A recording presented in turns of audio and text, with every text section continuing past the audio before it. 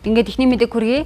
За Ууганбаяр Бүгднайрамдах Солонгос усад ажиллаж байгаад 6 жилийн өмнө өндөр хүчтэй цохиулж 2 гаргүй болжээ.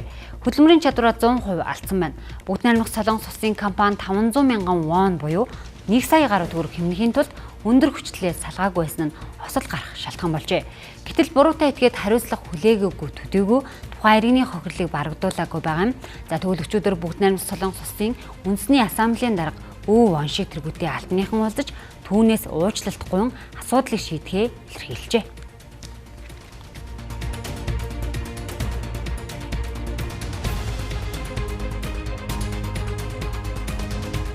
Ууганбаярт 2 гараа тариулах хүнд байсан ч амьд үлдэхийн тулд энэ бүх шийдвэрийг гаргасан гэдгийг ярьж байсан юм а.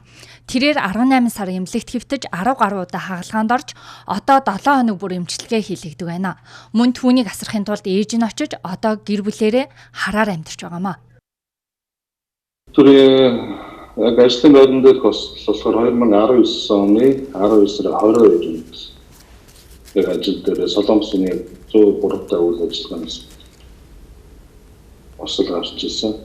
Бидний хийдгүү ажлыг бидэрт тушаагаад тэр өдөр өндөр хүчтэй миний бие контактлаад ер нь тогонд 22,900 болдог зохиолсон. Тэгээ ганцаараа бэртэж өмцөн өнөдгөнд ганцаараа бэртэж өмцөн. Ослосон газраас эсдэг дэргээр сөөдрөө яг одоо имжлүүлж байгаа эмнэлэг рүү өргөдөжсэн. Шүүх хурал 2021 онд болж Ууганбаяр ялж нөхөн төлбөр тогтоосон ч тухайн компани мөнгөгүй гэх шалтгаанаар хохирлыг барагдуулаагүй байна.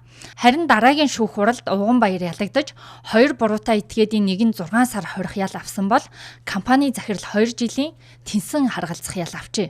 Мөн буруутай этгээдүүд түүнээс уучлахгүй байтугай уулзч байгаагүй гэлээ.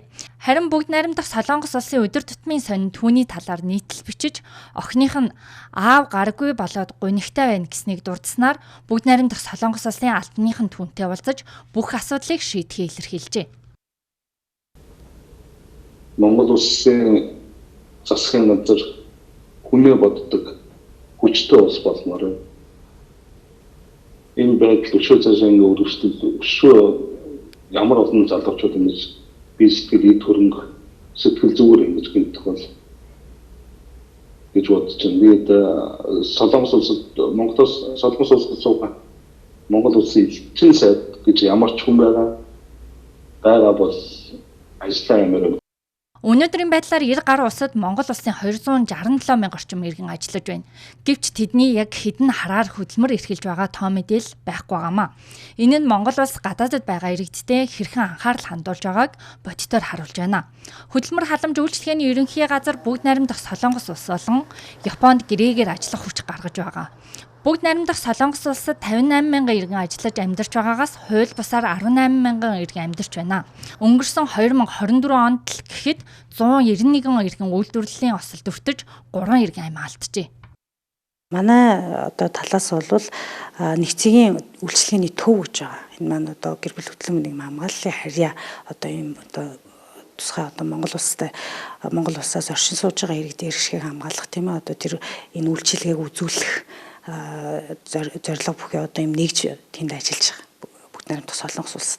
Энэ одоо төв маань бол мөн одоо энэ үйлдвэрлэлийн осолд өртсөн иргэд болоод одоо тухайн Солонгос улсад ажиллаж амьдарч байгаа иргэдийнхаа одоо ямар асуудал хөндөгдөж чинь тийм ээ энэ талаар бол одоо тухайн хуулийн байгууллага болоод одоо тухайн аж ахуйн нэг засгийн газар хоорондын одоо үйл ажиллагаа тэр иргэдийнхаа одоо эрүүл аюулгүй амьдрах тэр асуудалд бол бас анхаарал хандуулаад зөвлөгөө зөвлөмжөө өгöd ингээд байж байгаа. Ууганбаяр гадаадд ажиллаж амьдарч байгаа монголчуудтай хандаж гадаадын иргэнд шууд итгэхгүй болгоомжтой байхыг сануулсан. Мөн үйлдвэрлэлийн осолд өртөж эрүүл мэндээр хохирсон иргэн өөрөөр нь дуусаасаа хэмээснийг уламжлая.